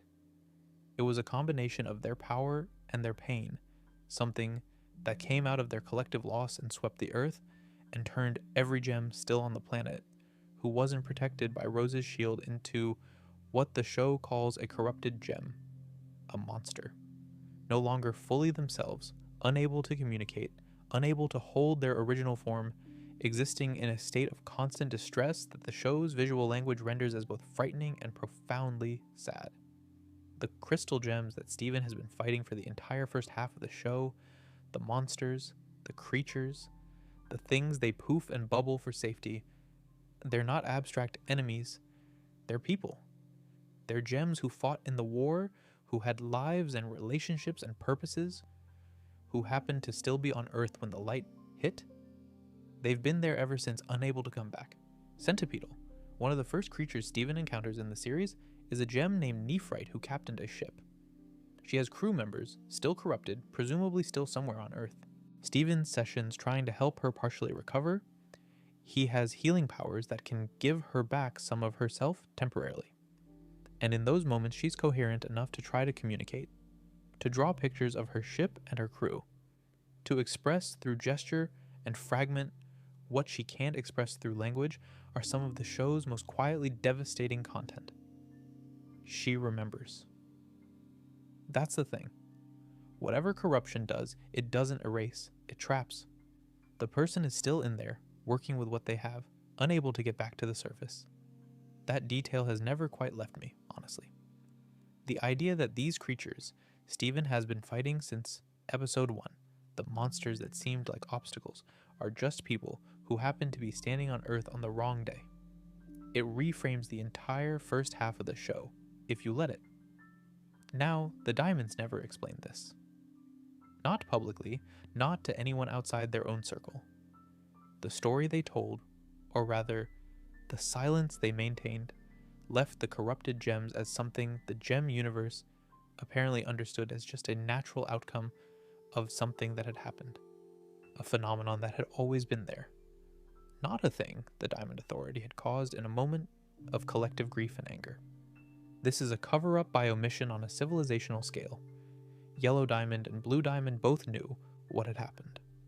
White Diamond almost certainly knew, and none of them, in the thousands of years between the end of the war and Steven's arrival on Homeworld, thought to tell anyone, or couldn't face saying it, or had so thoroughly buried it in their respective management strategies, Yellow's productivity, Blue's mourning, White's perfection, that the capacity to say it out loud had simply atrophied. The healing of the corrupted gems happens in the finale with all 4 diamonds participating. Rose's Pink's power, Yellow's restructuring ability, Blue's empathy, White's light, in combination with the water of Rose's fountain. It takes all of them together, including the part of Pink Diamond that lives in Steven, to undo what the 3 of them did. There's something in that structure that feels important. The damage was done by collective grief and collective power. The repair requires the same combination, but redirected from destruction toward restoration, from pain turned outward toward pain being honestly faced and finally addressed. And after the healing, the recovered gems still carry marks. The show is specific about this. Jasper, healed, still has the mottled discoloration of her corruption visible on her skin. Others show remnants of the forms they were stuck in. The healing isn't erasure, it's restoration to personhood from within the damage rather than the removal of the damage itself, which is, again, the show being honest about what healing from something significant looks like. You come back, but you come back changed. The diamonds admitting what they did in the finale isn't treated as a dramatic confession. It's quieter than that. Yellow and blue both moved to action without a lot of articulated acknowledgement of culpability. They just started trying to fix it, which is its own interesting choice. The show doesn't require a formal apology. It's more interested in whether people act differently when they understand the harm they caused. That question, whether understanding translates into changed behavior, is one the show asks about almost every character at some point. About Pearl and her deception of Garnet, about Rose and her concealment of everything, about Yellow Diamond and her drive to suppress, about Stephen and his performance of fineness while falling apart. In each case, the question isn't resolved by a statement of intent. It's resolved by what the person does next, and usually in Steven universe, what they do next is better. Not perfect, not without its own complications, but better. The show believes in growth in a way that feels earned rather than naive, because it's shown you all the damage first and then shown you what it takes to move through it. The corruption is the final proof of that. 5,000 years of silence. Thousands of beings trapped in something caused by a moment of unprocessed grief. And then a group of very different beings sitting together in a fountain and doing the hard work of repair together. Because it turned out that was the only way it could happen. The original Steven Universe series ends more or less with a resolution. The corrupted gems, the monsters who've been roaming the earth since the diamond's grief-driven light turned them into something unrecognizable, are healed. The diamonds are confronted with the truth of their own history and, in their various ways, begin the slow work of accepting it. Steven sings a reprise of the Crystal Gems theme at a concert in Beach City while the healing happens in parallel, which is a choice that could easily have been overwrought and instead lands beautifully. Things are resolved. The universe is, broadly, better than it was. Steven Universe Future, the epilogue series, opens in the aftermath of all this. Steven is still in Beach City, he's still helping. He's coordinating with the diamonds, supporting gems who are adjusting to freedom, facilitating healing, being the person who makes things work. He's brilliant at it. Everyone leans on him. He has a reputation across the gem universe as the being who fixed the Diamond Authority, saved the Earth, and somehow made peace with an ancient intergalactic empire through the specific method of caring enormously about everyone he meets. He is also not fine. And Future is the show about that, about what happens to a child who was raised by circumstances and by the particular legacy of his mother, to believe that his purpose is to fix things and make things better for other people. About what happens when there are no more external crises to solve, when the universe is broadly at peace, when everyone around him is growing and changing and finding what they want from their lives. What happens is that all the internal work he never did because there was always something more urgent to do becomes, quietly and then loudly, unavoidable. The series tracks Steven's mental health with a precision that I think surprised people who came in expecting a breezy epilogue. It is not a breezy epilogue. It's a careful, sometimes uncomfortable portrait of unprocessed trauma and the ways that trauma expresses itself physically when you've been suppressing it long enough. His gem powers start behaving strangely. He goes pink in moments of stress. His skin changes, his eyes change.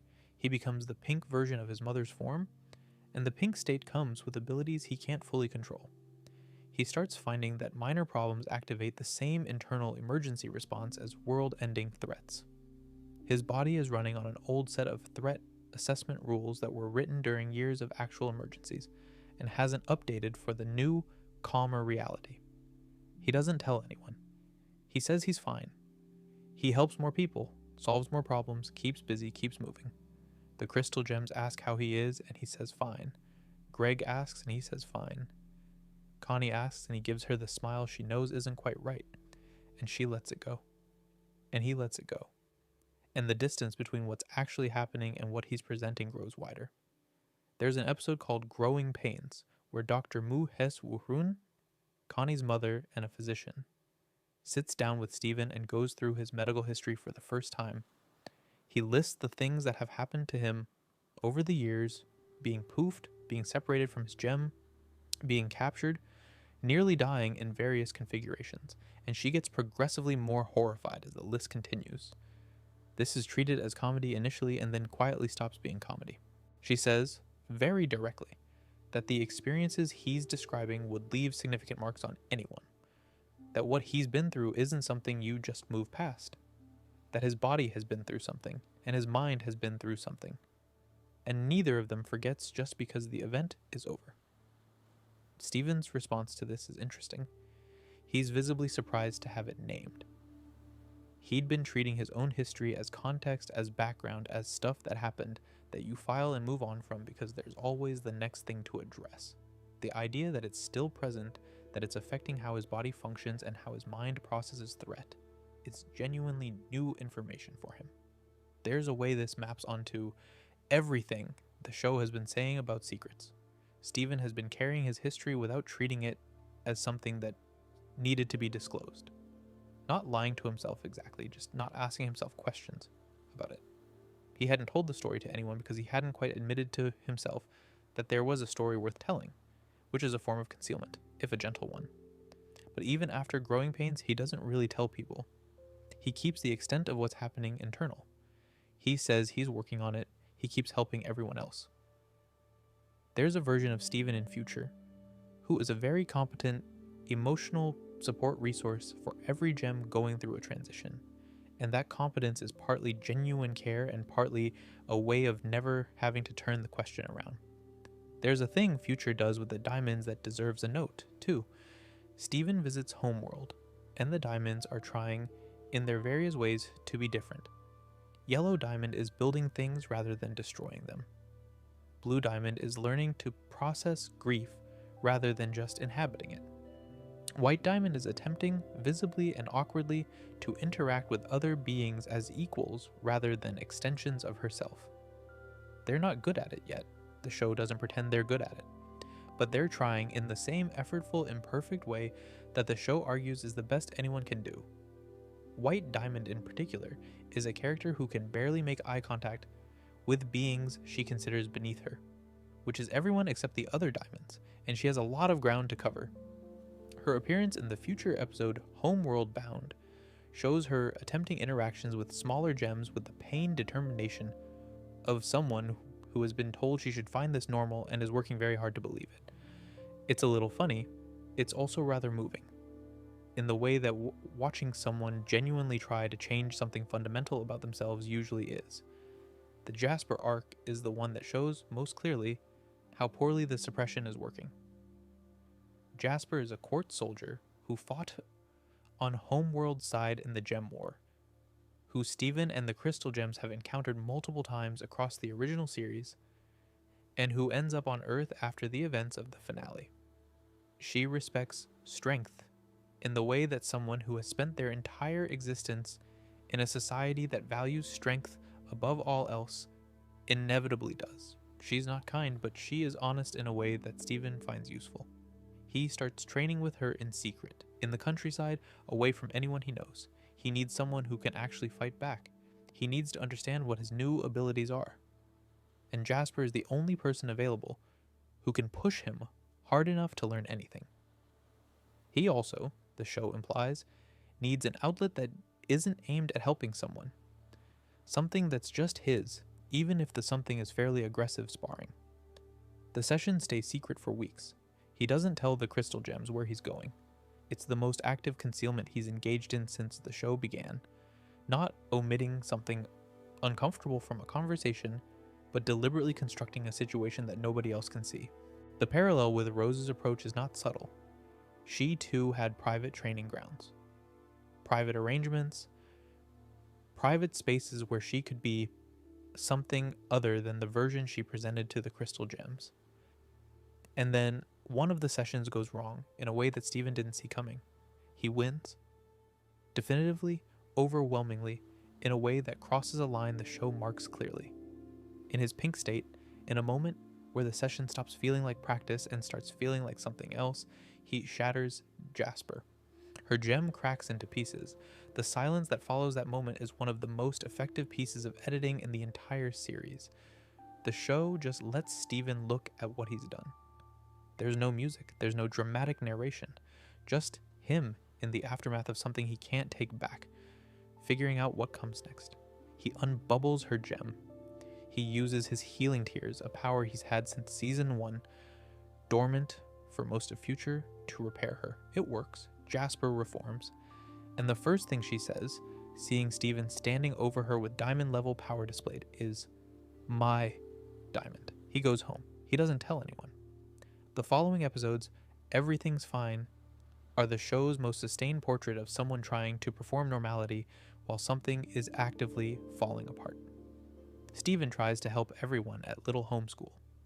Steven bakes in the episode The Good Lars. He smiles, he engages. He says everything is great and that he's been working through some things and that he's really in a good place. The crystal gems watch him with the careful attention of people who love someone and aren't sure how to name what they're seeing. Connie watches him and knows, with the particular knowing of someone who has been his closest friend for years, that none of it is quite right. The transformation happens at the end of Everything's Fine, not dramatically, not as a culmination of a plot, just as the body's honest response to everything being held down simultaneously. He becomes larger. His skin is deep pink. He looks less like Steven Universe, and more like a pink diamond who has never learned to be small. He wanders out of the house and into Beach City, and the town has to be evacuated. He doesn't attack anyone directly. He's not trying to hurt anything. He's just enormous, and in pain, and no longer able to contain either of those facts. What ends the transformation is everyone he loves coming to find him and being present with him. Not commanding him to stop, not trying to fight him. Just coming to where he is and being there and saying out loud that they love him.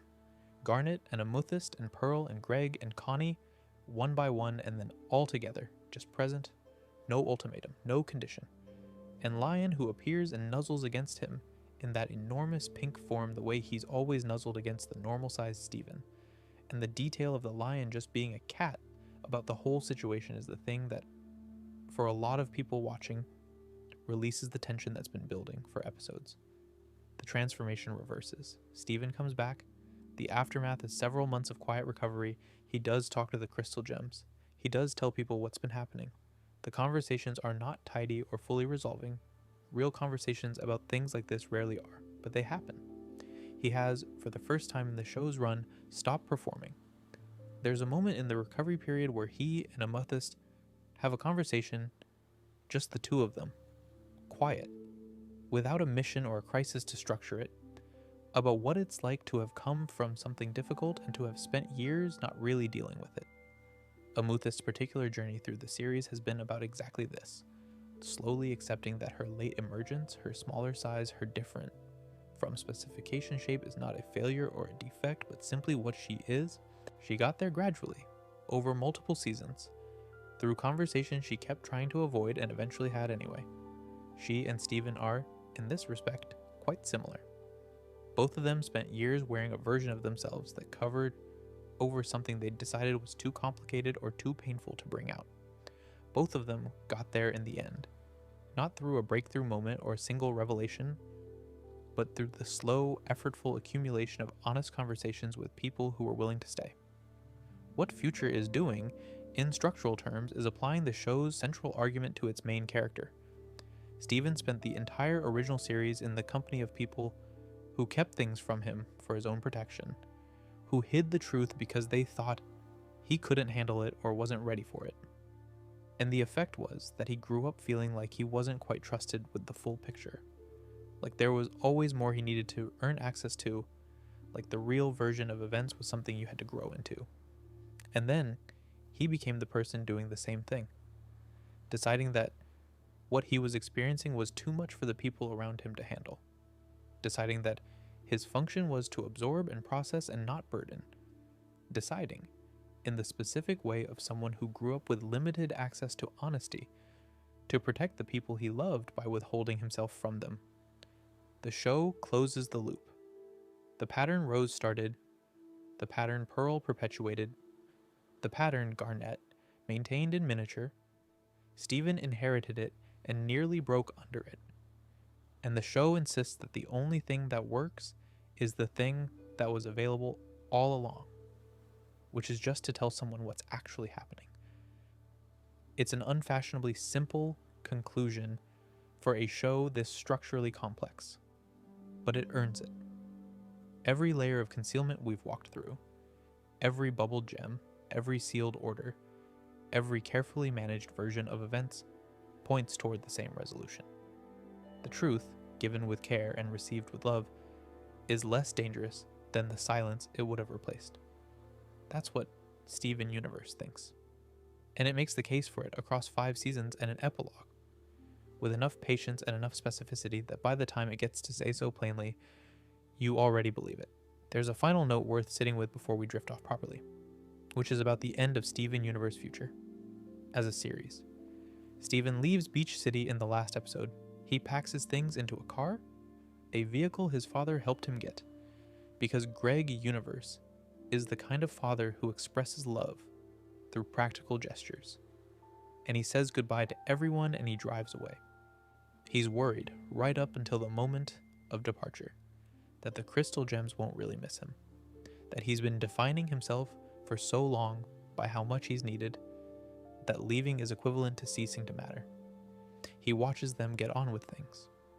He sees Garnet and Pearl and Amethyst managing their lives without a crisis to navigate. He interprets this as evidence that he was never quite as important as he thought, that the love was circumstantial, that it will close over him the way water closes over a stone. What actually happens when he finally tells them he's leaving the next day is that they are immediately and transparently bereft in the way that people are when they're about to lose someone they love, and they do their level best to pretend they're fine so as not to make him feel guilty about going.